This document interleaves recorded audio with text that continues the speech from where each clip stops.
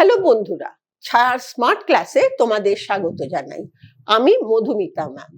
আজকে আমরা তোমাদের ক্লাস 11 এর সেকেন্ড সেমিস্টারের একটি কবিতা রবার্ট ব্রাউনিং এর লেখা মাই লাস্ট ডাচেস এইটি নিয়ে আলোচনা করব। এই কবিতাটি নিয়ে তোমরা যদি আরো ভালো করে জানতে চাও তাহলে ছায়া প্রকাশনীর ক্লাস 11 এর ইংলিশ টিউটর বইটি দেখে নিতে পারো। চলো তাহলে শুরু করা যাক। মূল কবিতায় যাওয়ার আগে আমরা একটু রবার্ট ব্রাউনিং অর্থাৎ কবি সম্বন্ধে জেনে নিই। উনি জন্মেছিলেন 1812 খ্রিস্টাব্দে, মারা যান 1889-এ। তো ইংলিশ ভিক্টোরিয়ান পোয়েট অর্থাৎ ভিক্টোরিয়ান ইরা, যে সময়ে রানী ভিক্টোরিয়া ইংল্যান্ডের রানী ছিলেন সেই সময়কার কবি উনি। এবং ওনার যেটা বৈশিষ্ট্য হচ্ছে সেগুলি হচ্ছে ড্রামাটিক monologue. এবার এই ড্রামাটিক monologueটা কি? It is a type of poetry written in the form of a speech of an individual character. অর্থাৎ একজন চরিত্র সে যে কথাটা বলছে, শুধু ওই চরিত্রটাই আছে, আশেপাশে কার সঙ্গে বলছে কি বলছে তাদের শুধু রেফারেন্স থাকে, কিন্তু পুরো কবিতাটাই ওই চরিত্রটি কি বলছে সেটা নিয়ে। এবার এই যে কবিতাটা লেখা হয়েছে, দেখো ইটালিয়ান রেনেসা অর্থাৎ একটা রেনেসা মানে কি? একটা পরিবর্তন। পরিবর্তন মানে সেই সময়ে সামাজিক পরিবর্তন হয়, আর্ট কালচার এইসব জিনিসগুলো ডেভেলপ হয়। এই যে ইটালিয়ান রেনেসা, যেটা অবশ্য ওনার জন্মের অনেক আগে ঘটেছে, কিন্তু তার একটা প্রভাব ওনার উপর ভীষণভাবে ছিল। এবং উনি যে সময় কবিতা লিখছিলেন সেই সময় কিন্তু এই ইংল্যান্ডেও ওই একটা পরিবর্তনের সময় চলছিল, বেশ একটা উথাল পাথাল অবস্থা চলছিল। কিন্তু ওনার উপর যে রেনেসাঁর যে প্রভাবটা পড়েছিল সেই জায়গা থেকে এই কবিতাটি লেখা। এবং এই কবিতাটির কিন্তু একটা ঐতিহাসিক ব্যাকগ্রাউন্ড আছে। যে চরিত্রগুলো বলা যে চরিত্রটির কথা বলা হয়েছে কবিতাটাতে, সেটা কিন্তু একেবারেই ওনার মন গড়া চরিত্র নয়। এরকম একজন চরিত্র ইটালিতে ছিলেন। এবং যেটা পরে দেখো আমি লিখেছি, in this poem the Duke of ফেরারা uses a painting of his former wife, অর্থাৎ তার প্রাক্তন এক স্ত্রীর কথা বলতে গিয়ে, মানে কি বলেছেন উনি, না ওনার তার স্ত্রীর কিছু কিছু স্বভাবের ব্যাপারে ওনার গুলো পছন্দ ছিল না।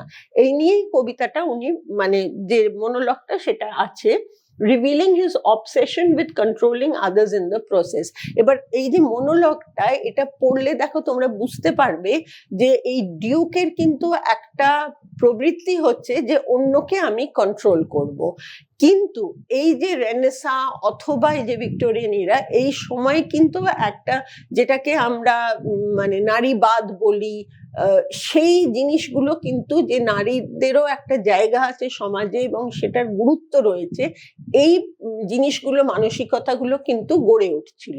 অতএব এটা একটা আমরা বলতে পারি প্রোটেস্ট, অর্থাৎ যে নারীদের যে দমিয়ে রাখবো, তারা আমাদের কথা মতো, পুরুষের কথা মতো চলবে, এই জিনিসটার একটা প্রতিবাদ এই কবিতাটার মধ্যে দিয়ে আমরা দেখতে পাই, যেটা রবার্ট ব্রাউনিং এর মনে হয়েছে। দেখো আমি তোমাদের কবিতার লাইনগুলো পুরো হয়তো সবসময় তুলে দিইনি, কিন্তু এই যে কিছুটা করে দিয়েছি সেগুলোই আমি এক্সপ্লেন করব। এই যেমন প্রথমে কবিতাটি শুরু হয়, that's my last duchess painted on the wall, থেকে will it please you sit and look at her. অর্থাৎ এখানে এই যে ডিউক যে কারোর সঙ্গে একটা কথা বলছেন, এবং কি বলছেন, the speaker কে না Duke of ফেরারা draws the attention of a guest to a painting of his former wife the Duchess of Ferrara which hangs on the wall. অর্থাৎ দেওয়ালে টাঙানো একটা ছবি যেটা ডিউক অফ ফেরারা স্ত্রী অর্থাৎ ডাচেস অফ ফেরারা, সেই ছবিটির প্রতি দৃষ্টি আকর্ষণ করছেন এক ব্যক্তির, যিনি হয়তো তার গেস্ট। আমরা পরে জানতে পারবো যে এই যার সঙ্গে উনি কথা বলছেন তিনি হচ্ছেন আরেকজনের দূত, আর কি দূত হিসেবে অর্থাৎ মেসেঞ্জার হিসেবে এসেছেন। The Duke praises the painting for looking so lifelike and then remarks, on how hard the painter Fra Pandolf worked on it, the Duke asks the guest to sit and look at the work. আচ্ছা, প্রথম যেটা উনি করবেন যে পেন্টিংটা ভীষণ ভালো, উনি কিন্তু ডাচেস সম্বন্ধে সেই সময় কিছু বলছেন না, পেন্টিংটা ভীষণ সুন্দর এবং চিত্রকর অর্থাৎ যে পেন্টার ফ্রা প্যান্ডলফ তার নামও উনি উল্লেখ করছেন এবং সে কতটা খেটেছে এই ছবিটার আঁকবার সময় এটাও বলছেন। বলার পর গেস্টকে বলছেন যে আপনি বসে ছবিটা দেখুন। এবার যে দেখতে এসেছে সে বসবে না দাঁড়াবে না ছবিটা ওই ছবিটাই দেখবে না অন্যান্য ছবি দেখবে সেটা তো তার নিজস্ব ব্যাপার, কিন্তু এইখান থেকেই দেখো একটা কন্ট্রোল করবার একটা ব্যাপার এসে যাচ্ছে যে তুমি বসে ছবিটা দেখো। Will it please you sit look at look at her. তারপরে দেখো I said Fra Pandolf by design, but to myself থেকে তারপরে এতটা পর্যন্ত যে এক্সপ্লেনেশনটা হয়, the Duke then explains that he deliberately mentioned the name of the painter because strangers like the emissary, যেটা আমি বলছিলাম যে একজন দূত, যেটা ডিউক বলছে যে আমি ইচ্ছে করেই ফ্রা প্যান্ডলফের নাম বললাম, অর্থাৎ পুরো জিনিসটাই ওর ইচ্ছে এবং ওর মনোভাব থেকে পুরো কথাটা উনি বলছেন। তার কারণ হচ্ছে they always look at the Duchess's painted face with its deep, passionate and earnest glance and turn to the Duke since only he pulls back the curtain that reveals the painting. এই লাইনটা কিন্তু খুব গুরুত্বপূর্ণ, since only he pulls back the curtain that reveals the painting, and seems that if they dared they would ask how an expression like that came into her face. অর্থাৎ যেটা উনি বলতে চাইছেন যে এই যে ডাচেসের যে ছবিটা তার মুখের মধ্যে, ডাচেসের মুখের মধ্যে যে একটা খুব ডিপ একটা আবেগ, একটা আন্তরিক দৃষ্টি, সেইটা দেখে প্রত্যেকেই যারা দেখতে আসে তারা ডিউককে জিজ্ঞেস করে। কেন ডিউককে জিজ্ঞেস করে না, একমাত্র ডিউকই পর্দাটা সরিয়ে ওই ছবিটা মানুষকে দেখান। এখানেও একটা কন্ট্রোলিং এর ব্যাপার যে অন্য কেউ দেখাবে না, আমি দেখাবো।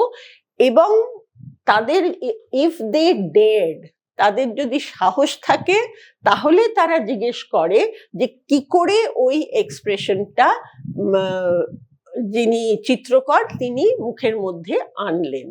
The Duke reiterates, মানে রিপিট করবেন, that the guest isn't the first person to ask this question. কিন্তু আমরা কোথাও এখন পর্যন্ত কবিতাটাতে দেখিনি যে গেস্ট কোনো প্রশ্ন করেছে, পুরো কথাটাই কিন্তু ডিউক নিজে বলছেন। তারপরে দেখো, Cert was not থেকে it was not her husband's present only called that spot of joy into the Duchess's cheek. তারপরে ফ্রা প্যান্ডলফ কি বলে থাকতে পারেন এগুলো তোমাদের টেক্সটেই আছে।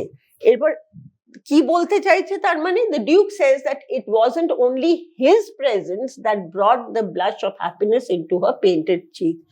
অর্থাৎ এখান থেকে একটা হালকা ভাবে একটা কমপ্লেন শুরু হলো যে সবসময় যে ডিউকের উপস্থিতি ওরকম একটা গোলাপি আভা এনে দেয়, লালচে আভা এনে দেয় ডাচেসের মুখে, তা কিন্তু নয়।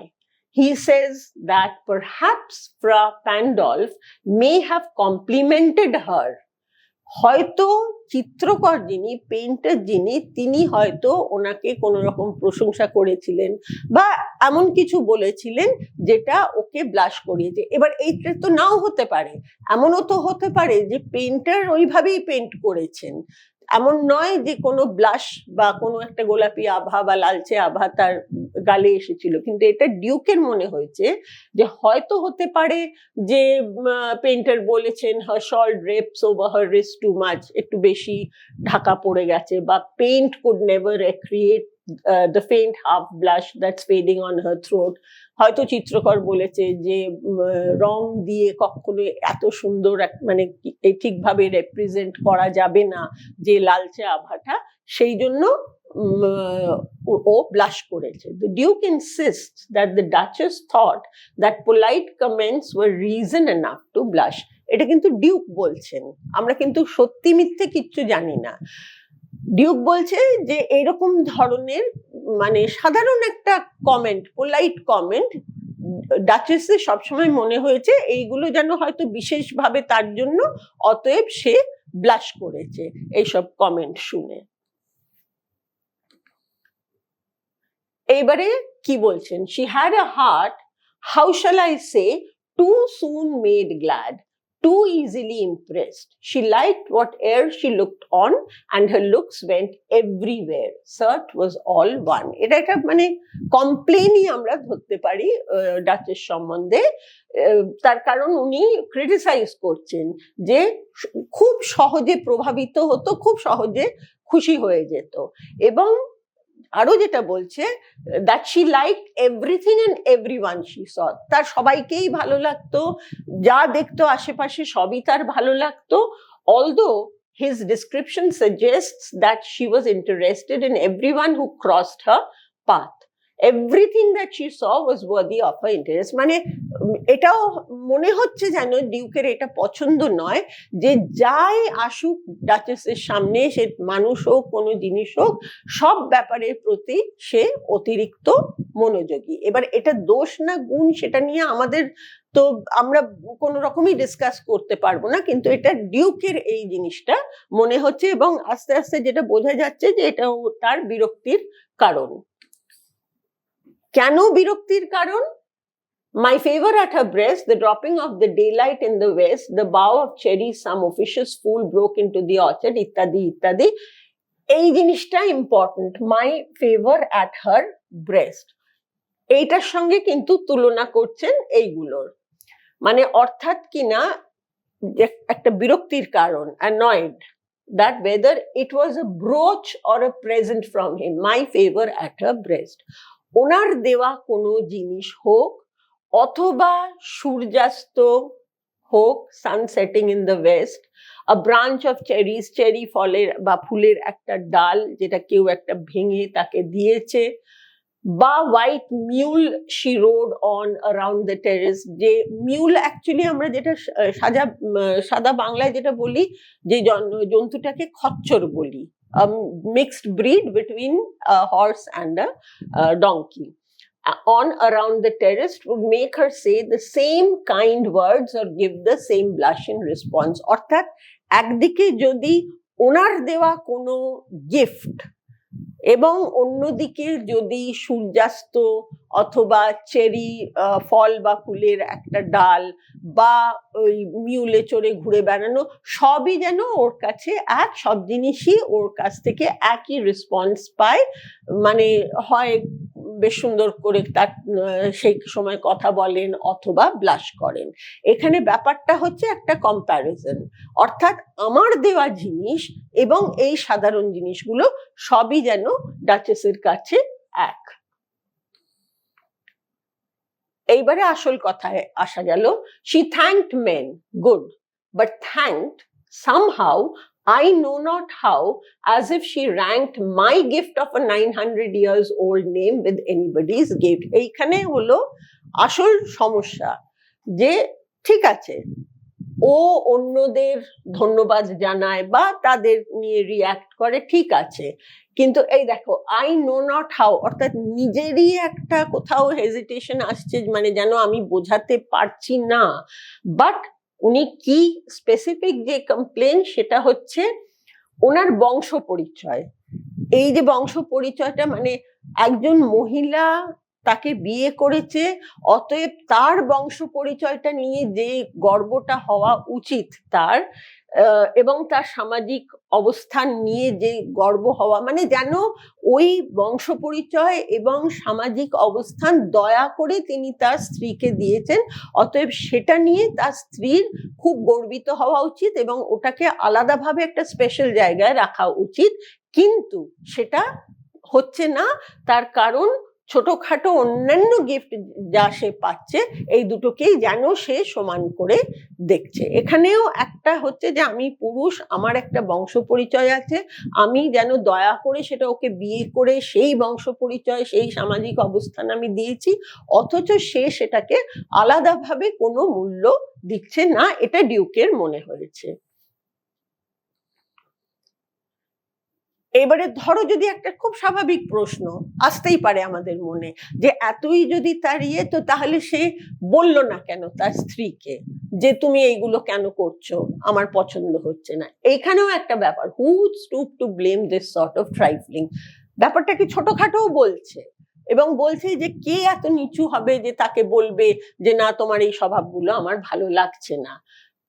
Even had you skill in speech which I have not, অর্থাৎ বুঝিয়ে বলার ক্ষমতা বা ঠিকভাবে বলার ক্ষমতা যদি থাকেও কারো, যেটা স্বীকার করছে যে আমার নেই, to make your will quite clear to such an one and say just this or that in you disgusts me. অর্থাৎ the Duke wonders if anyone would lower themselves to argue about someone's behavior. কেউ কি নিজেকে এতটাই ছোট করবে যে অন্য কারুর ব্যবহার নিয়ে কিছু কমপ্লেন করবে?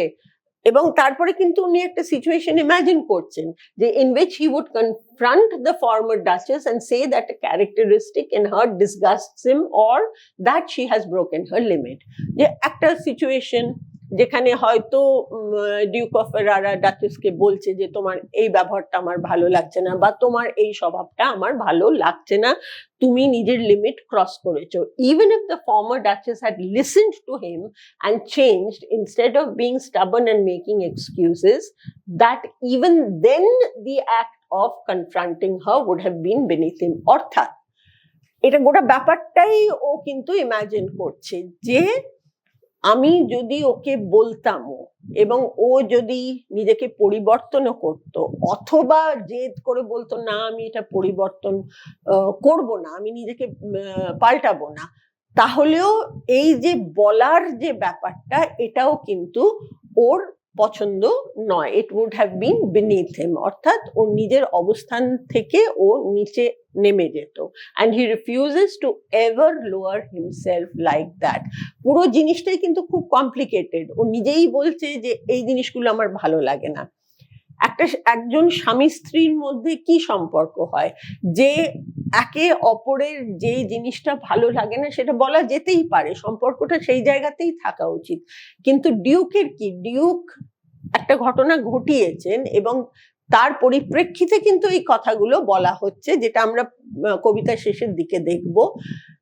আগেই বলছে যে ওর এইগুলো আমার ভালো লাগে না, হ্যাঁ আমি ওকে বলতেই পারতাম, কিন্তু দ্যাট উড হ্যাভ বিন, খুব সিম্পল ইংলিশে বলতে গেলে that would have been below my dignity. মানে আমি এইভাবে নিজেকে নিচে নামাতে পারবো না যে আমি তার কোনো কারেকশন করব। এর পরেরটা দেখো, এইটুকুনি যে এক্সপ্লেনেশনটা আছে। এরপরে ডিউক কি বলছে, the Duke then complains that while the Duchess smiled at him whenever he passed, she gave everyone else the same smile as well. আপত্তিটা এখানে যে আমাকে দেখেও যেমন হাসতো অন্য সবাইকে দেখেও হাসতো।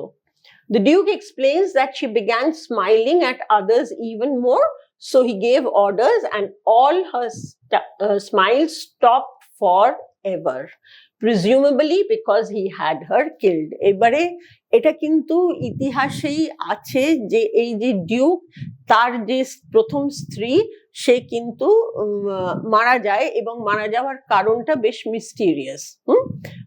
ঠিক জানা যায় না কেন, হতে পারে যে উনি মেরেছিলেন। তো সেইখানে তাহলে কি বলবেন, this grew I gave commands then all smiles stopped together.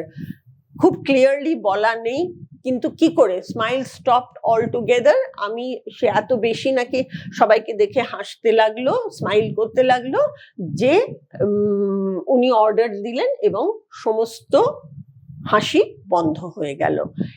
এই জিনিসটা presumably because he had heart killed, এটা কিন্তু কবিতাতে নেই, মানে কবিতাতে লেখা নেই। এটা আমরা কবিতাটা পড়ে একটা জায়গায় তো আমাদের পৌঁছতে হবে, সেটাই আমাদের মনে হয়। Now she only lives on in the painting, এখন শুধু ওই পেন্টিংটাতেই আছে।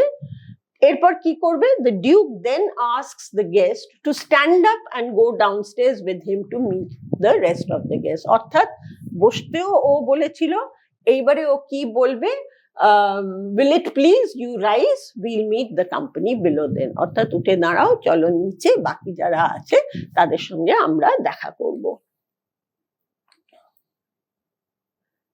এইবারে আমরা the count your master, অর্থাৎ ওই যে আমি বলেছিলাম প্রথমে যে একজন দূত, এই একজন কারুর দূত, তো এই একজন কাউন্টের দূত। তো ডিউক বলছেন, he says that the count who is the guest's master and the father of the duke's prospective bride to be, অর্থাৎ সে আবার বিয়ে করবে কাউকে, সেই যার মেয়েকে বিয়ে করবে সেই কাউন্টের যে দূত, তাকেই এতক্ষণ ধরে এইসব কথা বলছিল।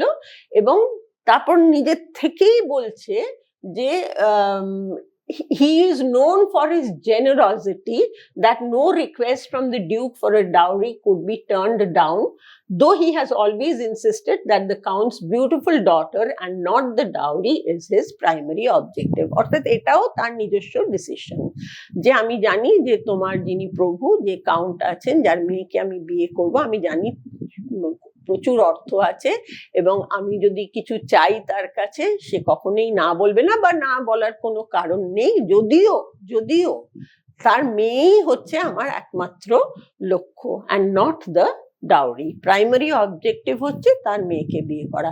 এবার একজন কাউন্টের মেয়েকে বিয়ে করা মানেই তো অর্থ আসবে তার কাছে, অতএব ওইটা বলার কোনো প্রয়োজন ছিল না, কিন্তু ও বোঝাবার চেষ্টা করছে আমার অর্থের প্রতি কোনো লোভ নেই, মেয়েটাকেই আমার দরকার। এরপরে দেখো, নে will go together down sir, notice Neptune দো taming a seahorse, though a rarity, which Claus of Innsbruck cast in bronze for me। এবারে কিভাবে তার মনোলগটা শেষ হচ্ছে, যে আমরা he and the count's emissary go downstairs together, অর্থাৎ আমরা দুজনে একসাথে নিচে যাব, আর যখন যাওয়ার পথে হি ডাইরেক্টস দি এমিসারিজ অ্যাটেনশন, কি দেখাবে, to a statue of the god Neptune taming a seahorse। বলেন এটি একটি রেয়ার ওয়ার্ক অফ আর্ট, সাধারণত দেখতে পাওয়া যায় না, যেটা ক্লস অফ ইন্সব্রাক ওনাকে তৈরি করে দিয়েছিল। এই যে in addition to being another status symbol, ওই যে নেপচুনের স্ট্যাচুটা, ওটা কিন্তু একটা স্টেটাস সিম্বল। এই Neptune also represents the Duke's aspiration for total control, taming the seahorse। ওই যে টেমিং কথাটার মানে হচ্ছে কন্ট্রোল করা, অর্থাৎ ওকে দেখাতে এসছে ওই পেন্টিংটা, এবার যাওয়ার সময় কিন্তু নেপচুনের স্ট্যাচুটা ওকে দেখাবে।